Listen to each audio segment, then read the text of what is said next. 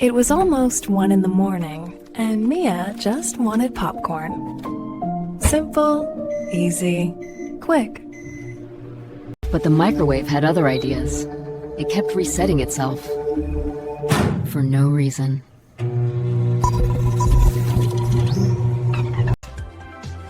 She tried again and again, but the microwave behaved like a confused toddler.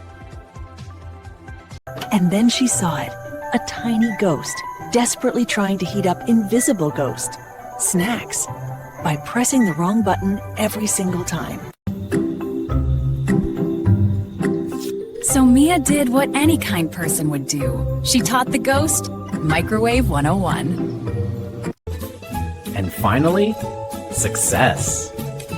Turns out the ghost wasn't haunting the kitchen, it just needed a quick cooking lesson.